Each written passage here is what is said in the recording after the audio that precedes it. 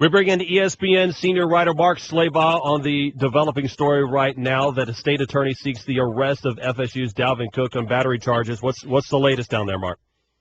I talked to Willie Meggs, the state attorney in Tallahassee. He told me he's told police to prepare a probable cause warrant for the arrest of Seminoles running back Dalvin Cook, who is accused of punching a 21-year-old woman in the face several times outside of a downtown Tallahassee bar. On June 23rd, it occurred about 2 a.m. the night before former FSU quarterback DeAndre Johnson allegedly punched a woman in the face, a different woman in the face at a different bar in Tallahassee. So Cook's going to be charged with misdemeanor assault. And I've got a call. I just talked to FSU Athletic Director Stan Wilcox a little while ago. They weren't aware that a warrant was going to be issued yet. Now, Mark, this is not the first time that Dalvin Cook of FSU down in Tallahassee has gotten in trouble. Is that correct? No, he was involved in the BB gun incident last year, and he actually just completed a pretrial diversion program through the state's attorney's office. I think he completed that on June 16th. So he completed that about a week before this last incident. And there was also an allegation that some guys had brandished a handgun to one of Cook's neighbors, but the neighbor told outside the lines, I believe it was Paula Levine, that she didn't think Cook owned the gun. Now, Mark, the perception around the country is going to be that Jimbo has kind of lost control. If you go back to Jameis, then you had the DeAndre Johnson situation. Now you have Dalvin Cook. Is Jimbo going to have to answer for this? I think they're going to have to do something to kind of get it under control. I've talked to Willie Meggs several times over the last couple of days. Guys, we've known about this since about Tuesday. I got a tip early in the week that there was a separate incident. I talked to the witness. There's a 28-year-old man who was a witness, Justin Rossi.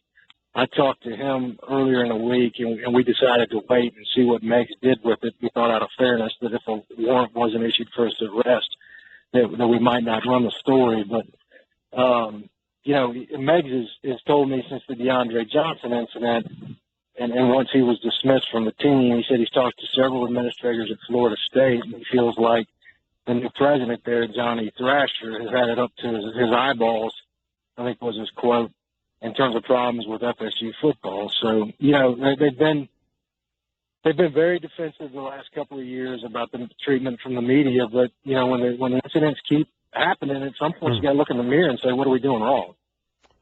Mark Schlabach of ESPN.com joining us right now, and you're breaking the story of Dalvin Cook. There is going to be a warrant out for his arrest down in Tallahassee. I'm going to go ahead and read from your story here just a second ago, and it says, quote, this is about, said the woman, I told him that I had a boyfriend and wasn't interested. The woman said the argument became heated, and then Cook punched her in the face several times. Her friend ran to a nearby Tallahassee police car, which wasn't occupied, so the woman called 911.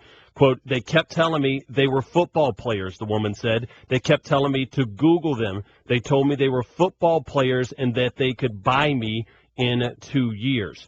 Mark, how much of this and what transpired down in Tallahassee and the Jameis Winston issue continues to will the Tallahassee Police Department, they've got to handle this in a different way than they've handled previous cases, wouldn't you think? I think they did. I think they did some pretty good police work on these last couple of cases. Involving DeAndre Johnson and Dalvin Cook. They've been criticized mightily for being too cozy with the athletics department, and we saw with the DeAndre Johnson case that nobody inside Florida State's athletics department had seen the video from the bar until it was released by the state attorney's office on Monday.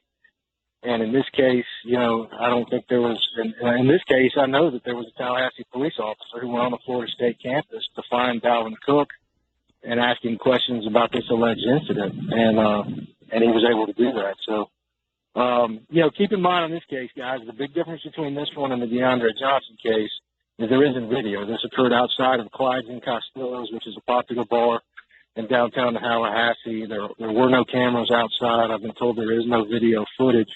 But the woman did provide Willie Meggs, the state attorney, with photos of her injury. She told me a couple of days ago that her bottom lip was split and her nose was sore. And she met with 2 TPD investigators on July 1st, I believe last Wednesday, and picked Dalvin Cook out of a photo lineup. How likely, Mark, if Jimbo's not able to do something, is the ACC likely to get involved, because they don't want the whole image of the conference going bad just because Florida State keeps getting in trouble? Yeah, Booger, I don't think, I don't think Johnson. I'm sure there's been some conversations behind the scenes, but I think most conferences, unless it involves NCAA penalties or NCAA violations, most of the conferences allow each institution to handle their own business. Certainly the image thing is probably something that John Swofford's worried about, but I think he'll let Florida State handle it for the most part. And how do they handle it, Mark? Have we seen anything from Jimbo or FSU within the last, I want to say, hours since this has broken and you put out this story of a dismissal or a suspension for Dalvin Cook at FSU?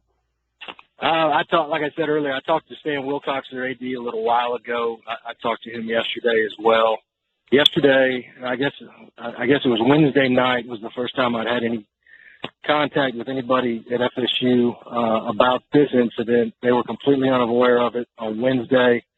I talked to him yesterday. That's when we made the decision to hold the story until the state attorney decided what to do. I don't know what they're going to do. Obviously, a precedent has been set with the DeAndre Johnson deal. Again, the big difference between that one and this one is there's video, and he is. Keep in mind, he like Johnson, Dalvin Cook is charged with a misdemeanor. And as far as I know, Florida State's athletic department policy only stipulates that a student athlete is suspended or dismissed, when it's a felony. So, obviously, domestic violence and assault to women is a hot button issue right now. So I don't know, I don't know how to treat it. I just don't want to guess to what Florida State's going to do. He's ESPN senior writer Mark Schlabach on the story. Dalvin Cook, a state's attorney office in Tallahassee, will issue a warrant for the arrest of that Florida State running back Dalvin Cook. Mark Schlabach, we appreciate you jumping on in short notice here on the Paul Finebaum Show. Thanks, guys. Have a good weekend. Geico presents Strange Savings Stories. Astronomers detected an interstellar transmission. It stated, Geico, 15 minutes could save you 15% or more. The implications were staggering. Was the cosmos telling us we could all save hundreds on car insurance with Geico? Or did their radar merely pick up a signal from the nearby Rufus and Clyde's morning show? We may never know. Geico, 15 minutes could save you 15% or more on car insurance. And now, for Geico's edition of Stuff Found in Your Car, we go inside your side door pocket. Hello, yes, the crumpled receipt with gum in it. From your anniversary dinner, you sprang for expensive wine, your server was Beth.